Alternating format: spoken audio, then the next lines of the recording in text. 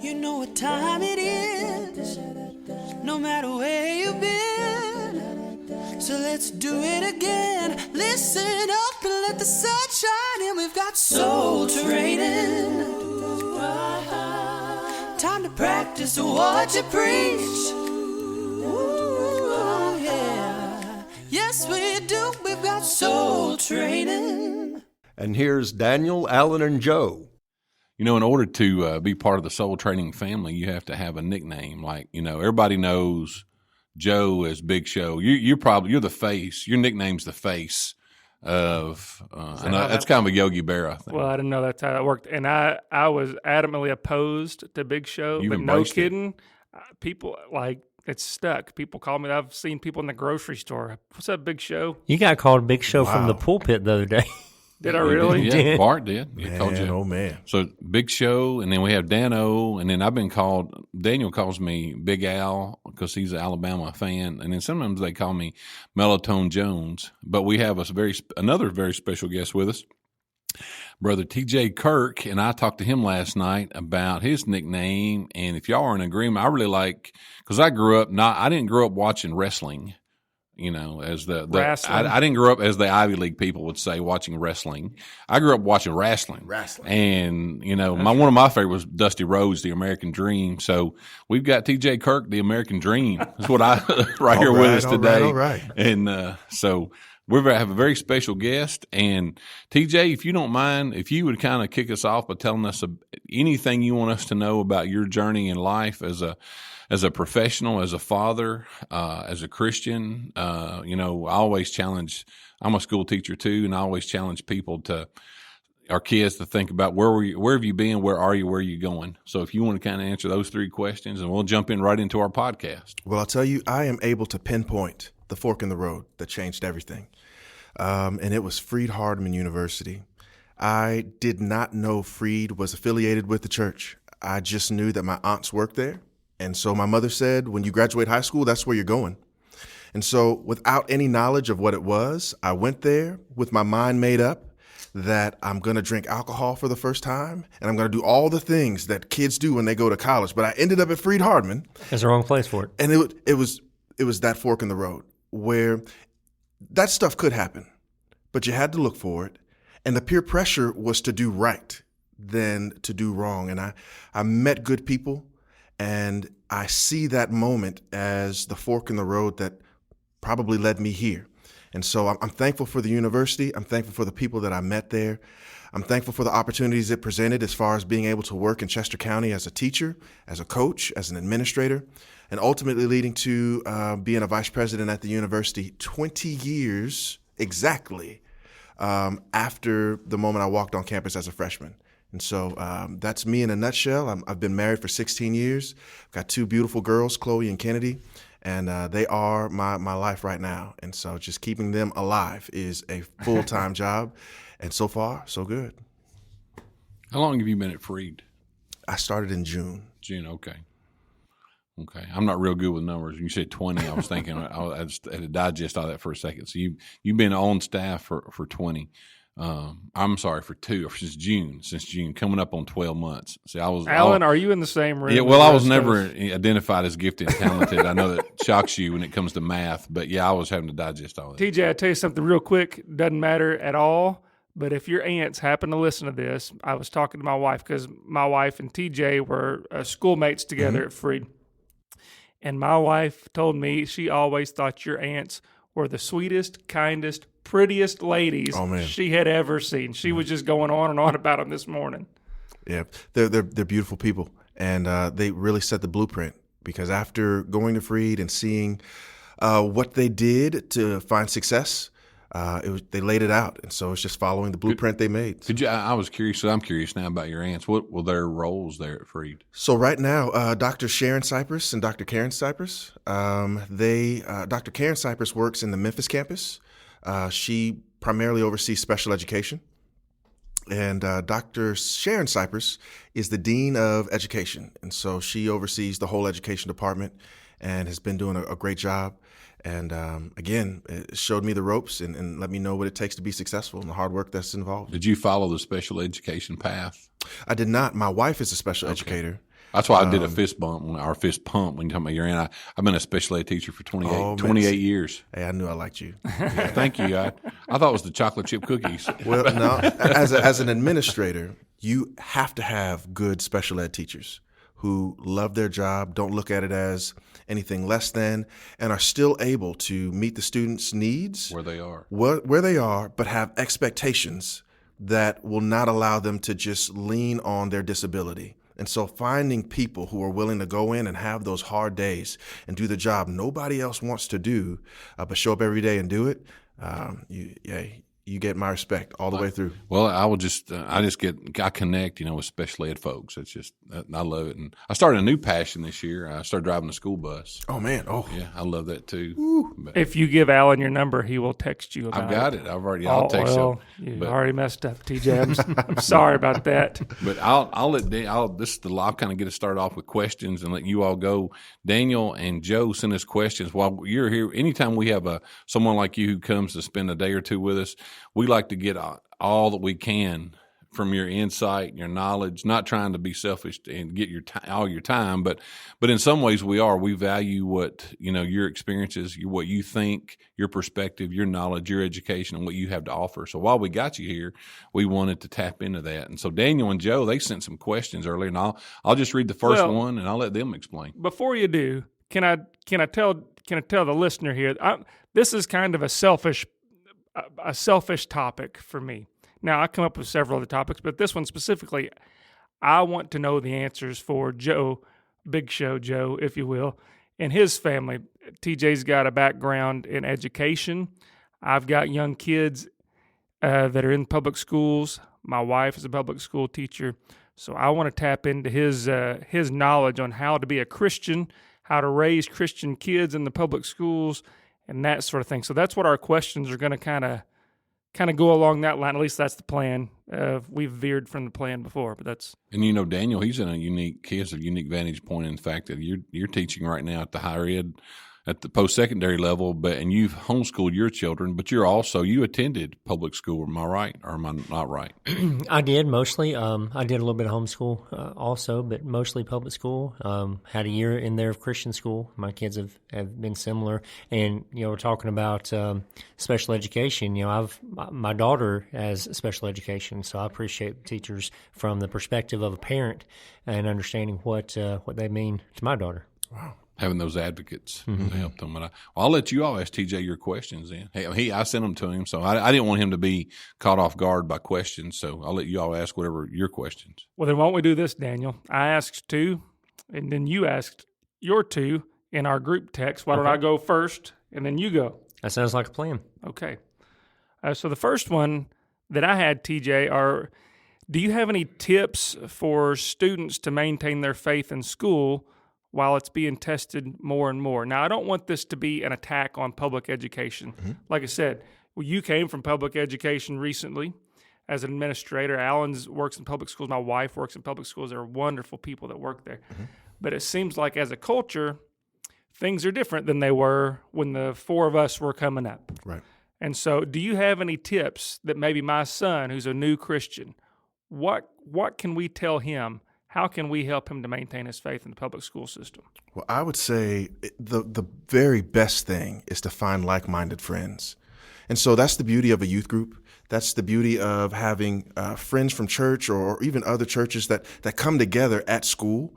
But having your circle full of people who are like-minded is the number one best way to make sure that when those situations arise, you have support, you have encouragement, you have people to lean on, you have people who are going to give that peer pressure that I got at Freed-Hardeman to do the right thing rather than the wrong, and who are rarely going to put you in position to fail.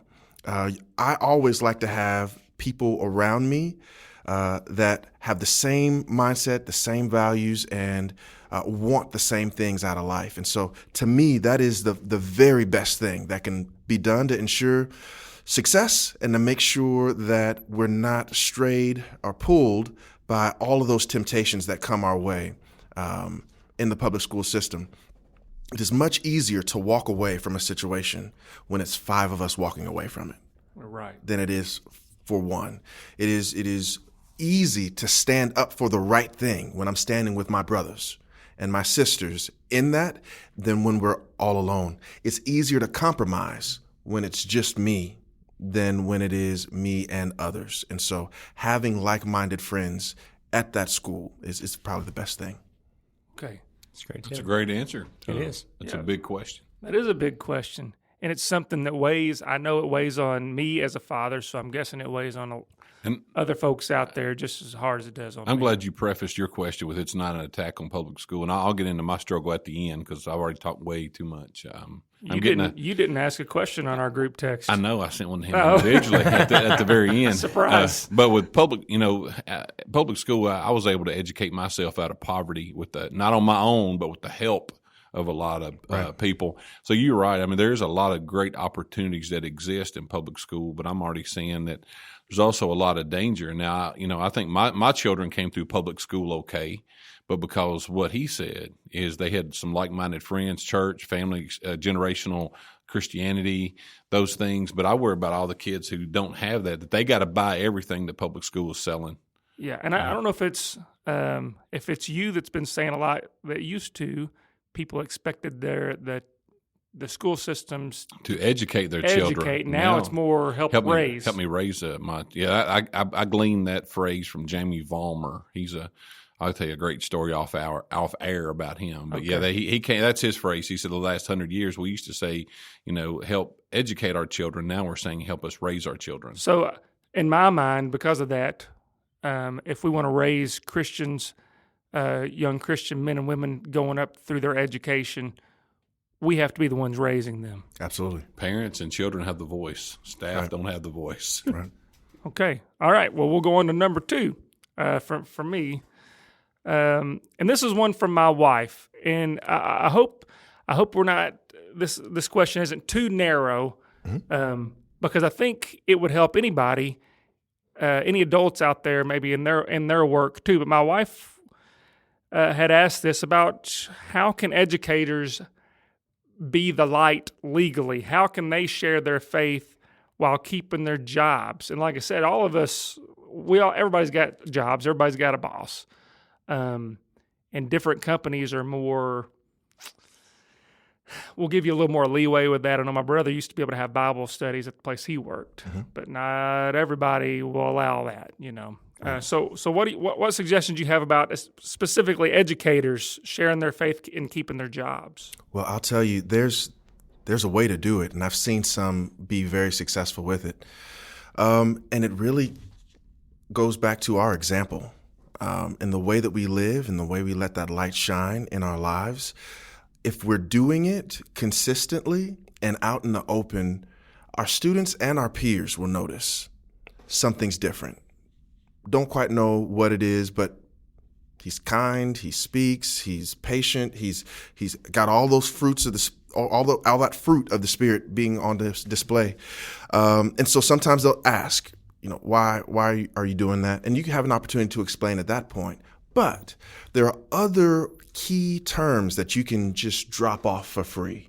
When a student turns a paper in late, you're able to say, I'm going to show you some grace, right? And just slide that in. Well, what's grace? Oh, well, let me tell you what grace is. Or they do something wrong and they know they shouldn't have done it. And you know what? I'm going to forgive. And so there's some key words that come from our faith that we're able to incorporate to let them know who we are and whose we are, and be able to share with them some concepts they need to add to their lives to be like us if they like what they see. And so giving those opportunities to show grace and to explain grace and to show mercy and forgiveness, all of those things that God gives us. And love. And love. Yes. I told my kids all the time, I love you. And it was weird at first, but it grew to be a cultural thing where in the classroom, that was a word that we shared all the time. And we emphasized the fact that love is not a warm and fuzzy. Love is choices and actions that we do towards one another.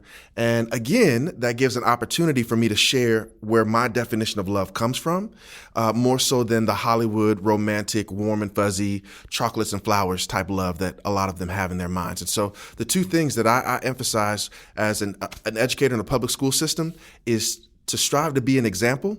They'll never read about Jesus, most of them, but they can see Jesus every time I walk in the classroom, and they can see me as a Christian get angry. They can see me be confused. They can see me be hurt and all of those things, and in that display Jesus in my actions, but also through the words that I choose to use in certain situations that can help educate them on what it means to be a Christian. Very good. Thank you. Daniel, you're up, man. All right, well, TJ, I want to lean into your current position at Freed-Hardeman University. You get to see, as you deal with students from your vantage point, you get to see a side of them and their lives that really maybe their parents don't get to see. Mm-hmm. Maybe they don't see that side of their own children. And so I want to ask your advice from that vantage point. What can those families do? You know, thinking specifically about Christian families that are concerned about raising their children. They're going to be going off, they're going to college, they're going out into the world, and once they leave the nest, they're going to be not protected anymore. They're going to be having challenges to their faith. They're going to experience things that they haven't experienced before. So what can families do to better prepare their children for the challenges to their faith that they're going to experience in the college years? Like some of the students and maybe some of the discipline things that you see, what do you kind of wish their parents had done for them before they came to Freed-Hardeman? So a truly open and honest communication of what they believe, and have it go both ways to where that student, that child is able to say, when I read this text, this is how I understand it. And for it to be a two-way. What I see a lot of are kids regurgitating what mom and dad have poured into them, not with ill intent, but just their best to teach. And there hasn't been a two-way, and so that child only has what I've been forced to believe. And when that gets challenged by someone who makes a point or shows them a passage they've never seen or given them another interpretation or has an understanding of what the Greek was behind that, it blows it all out of the water. And we have to remember Satan knows the word just as well as we do, if not better, and has the opportunity to get in there and twist some things around. And so if the communication between parent and child of what we believe is not open and honest, and the child doesn't feel like they can share, well, you know, this is what I think, and let's wrestle with that, then when they get challenged later on, they're going to fall flat. And so having that communication is so vastly important as far as being prepared for the challenges that will come, because they will come, and they need to be standing on their faith when it comes, and not grandma's faith, and not mama's faith, and not my elder's faith or my preacher's faith, but their own that they own, so that they can defend it. They can say, hey, you know what? I hadn't realized it meant that. They can grow in it rather than having it broken because it's now shattered. Yeah, but can I make a point right fast? I know this is your time, Daniel. No, you're good. I'm sorry. I don't want to step on any toes. Daniel, you just Joe. I know, right? Okay. Anyhow, you mentioned regurgitating information. That's also on the other side. Folks regurgitate evolution, and all that. And so whenever there's a challenge, I like to look at that as if there's a challenge, there's a problem, then there's also a solution somewhere to that problem. And so if we raise our young folks to have that faith you're talking about, when they are challenged, they can blow the minds of the other side. Absolutely. Just as well. And I don't know that we do that. A lot of times it's It's our personal faith. Right. We're going to have this to ourselves. I listen to a lot of guys read an occasional book, and they're talking about doing just what you're saying. The other side regurgitates. They can't prove anything on that side. They can't prove that the universe is eternal, or they can't do that. But that's just what they've been told. And so if we go up to them and say the universe is not eternal, and I can prove to you why it's not, that's going to blow their minds. Absolutely. But that back and forth that's been established before the child goes to college, when that professor does say the earth is 620,000 million years, whatever number they throw out there, or all of that stuff, because the communication between me and Dad is there, I can go to him and say, this is what's told to me today. Yeah. And this kind of blew my mind. And they can trust that they're not going to be met with a Bible hitting them in the forehead or anger or anything, because I trust that this communication is safe, and I can go to you with this question that I have that's I'm confused about now. If that's not established before that child leaves home, they're going to get this information and they're never going to go to parents about it because they're afraid of the reaction that's going to come back, and they're going to try to wrestle with it on their own.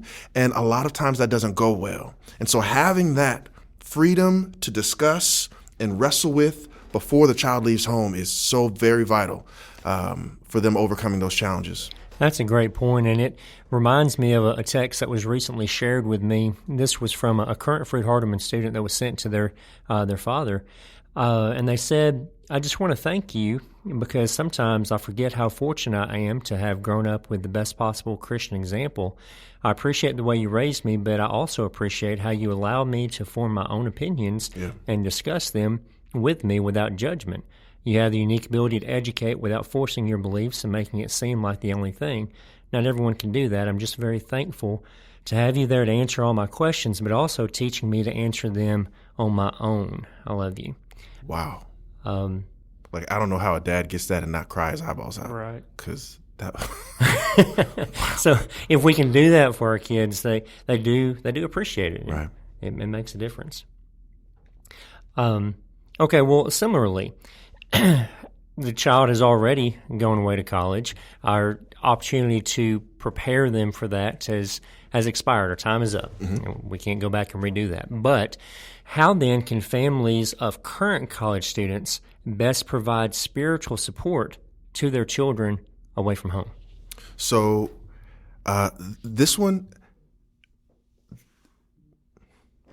I try to give these soft answers here, but this one, I don't believe there's a shortcut to it.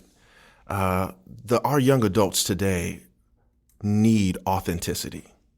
And you probably see it in your workings with them. I see it every day. They need to feel like the adult they're dealing with, is being authentic. And they are keen at spotting contradictions. They're keen at spotting when what you say is not what you do. And for a parent to be able to have that ability to continue to influence from 1,000 miles away, there needs to be a foundation of authentic worship, authentic faith that child is now leaning on. Because if a child is now at school and they're not going to church frequently, and mom and dad is saying, you need to go to church, and that child says, you guys only went when you felt like it.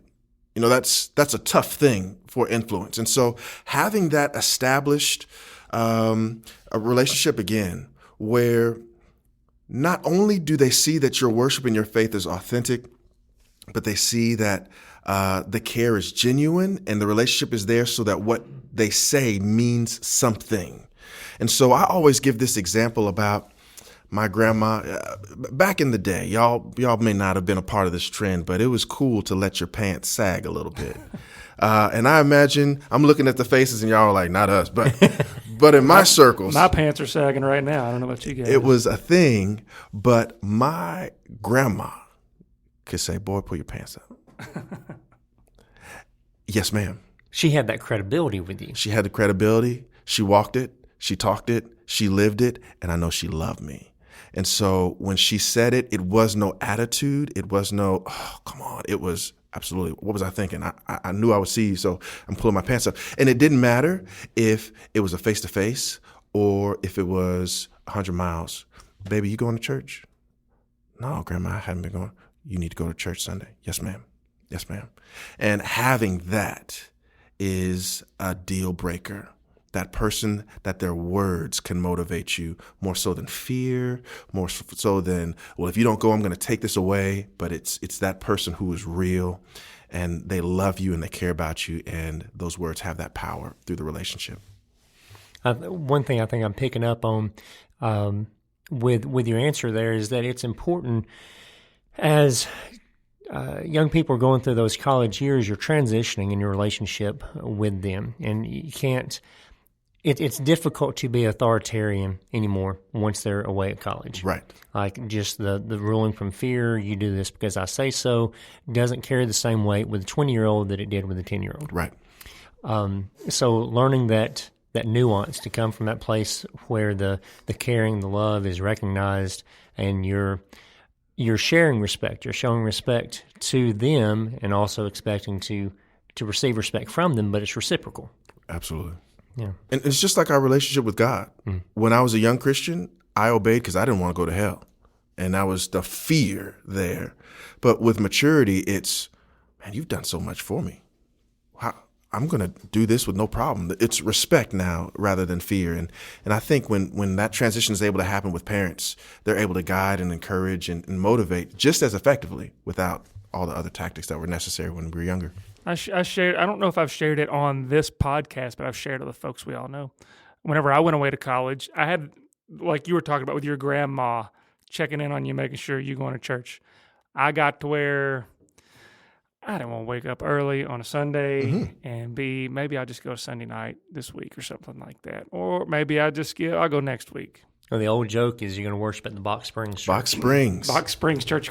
That's right. So my dad was that person for me, but also something that helped me was before I went away, our minister had taken it upon himself. He knew where I was going, and he had friends in the area. He contacted them and more or less helped me pick out where I wanted to go. And so I was already established with that congregation before I left home. I knew I was going to be going to this congregation in Murfreesboro. And there were people there that were in the eldership that were expecting me, had my number, and held me accountable too. That went down to their college kids that were there. They had my number and expected me there. So if I didn't show up, it wasn't really the youth group, I guess young adult, college age group would call and say, "What are you doing? Where are you?" Wow. And so if I missed, I had my phone was ringing. Accountability. I had all kinds of accountability. Man, what a blessing. It was a blessing. It was very much a blessing. And I wish that was something that was more widely done. Because a lot of times I feel like, our college kids, here's your Bible that we're giving you. Good luck out there. Right. It shouldn't be like that because they're still our brothers and sisters. Amen. So one thing you can do there is try to make it easier to do the right thing than the wrong thing. So if you have created all that accountability, maybe that day you don't really feel like getting up and going to church, but it's not worth hearing about it from all these people that are going to be asking you about it. So you go to avoid all those phone calls. And I did. But you know what? I'm still going. And so that's what it helped. Right. That is so my phone calls and texts are helping now. Yeah, I appreciate your 4:30 in the morning text. That Alan wakes up early to drive his bus. He doesn't realize nobody else is up, so I get a text at like 4:45. You're on my mind, like all the time. I guess I'm on his mind. I guess. Joke's on you. I got my do not disturb one. I don't get it till I wake up. I'll call. It's fine. You ain't gonna get through, brother. I just wanted, before I ask my final question, I know our time's getting away, but as Daniel asked his question, TJ answered it about what can you do, and this kind of relates to my question too, about when kids get on campus and keeping them connected and everything. And I guess I can say his name because he was published in the Christian Chronicle. Our minister knows this guy, but his name's Noby Stone. I texted you all the article, but in the published article, his words.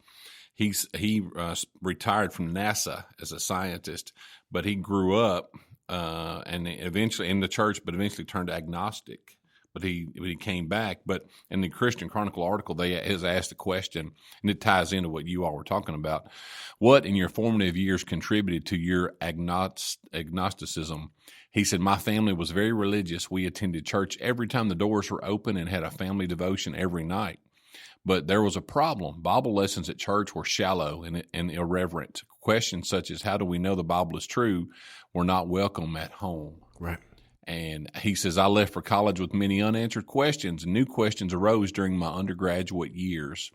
And he goes on and talks about how that really pushed him away from the church. And then they asked the question, what brought you back to God, to your faith? He said it was the absence of God. And then he befriended someone at NASA who was a Christian who would answer his questions that were not getting answered at home. Wow. So it ties into it ties in exactly to Daniel's great question and your great answer. And my question is just simply this, and I'm sure it's already kind of, I could pick this apart and find the answer, but why do children of faithful parents stop being faithful? Mm-hmm. And I always think about the book Flavel. I never pronounce his last name correctly. Yakely. He wrote the book simply entitled "Why They Left."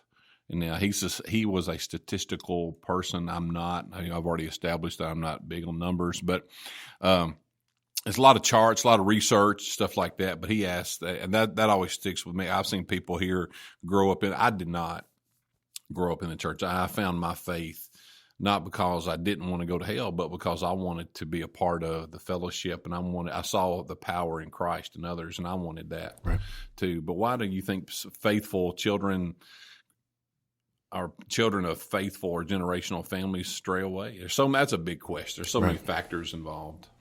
There's a lot of factors. I could speak on my experience so far at the university, and I'll tell you, a lot of these answers are not pretty. But I know some who are struggling with staying in the faith due to trauma that they've experienced by leaders in the church. And when maybe brought to the church or brought to parents, they weren't believed, or things happened and it was just an ugly situation. And just associating, if that's what the church is, I don't want a part of that. And so I've seen some either leave or are just really struggling day to day. Maybe not trauma, but other negative experiences that have happened with church people. And I'm sure we have all met that beat you over the head with the Bible person who can just suck the life out of any joy that the gospel provides. And running into a couple of those, or maybe coming from a congregation of those, can allow a person to get away and say, I'm never going back.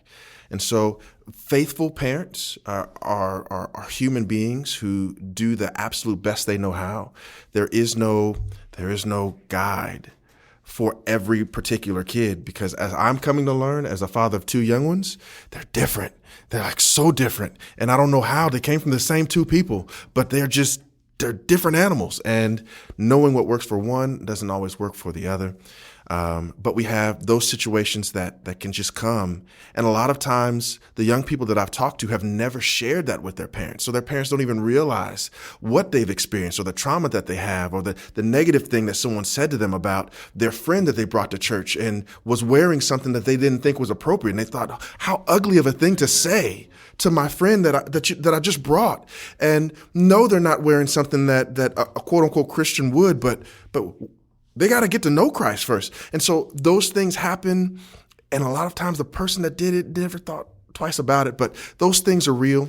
We also know too, if the child doesn't necessarily feel like it's genuine, or those questions aren't answered, as you just mentioned, well, how do we know? I mean, just how do we know that the Bible is real, or whatever? Those questions that just aren't welcome by that generation before us that's used to saying, because I said so. That can also be a factor in that as well. It's a sad thing to see. It's tough to watch parents who love the Lord so much and love their children so much, watch their child go astray.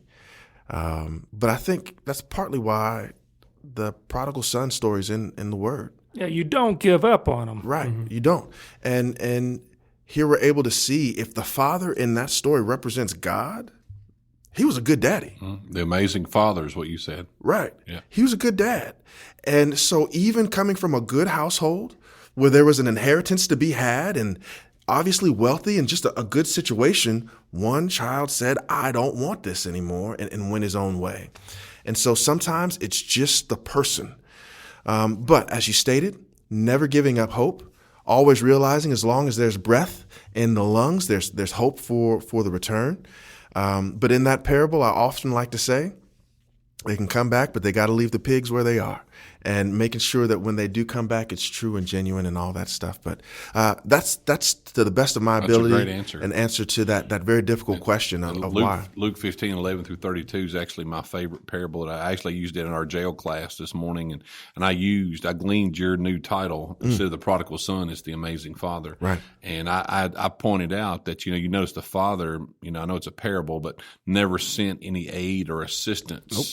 But he never left either. It was the son who had to come back, and so those are and those are great answers. You're right. I think that church hurt.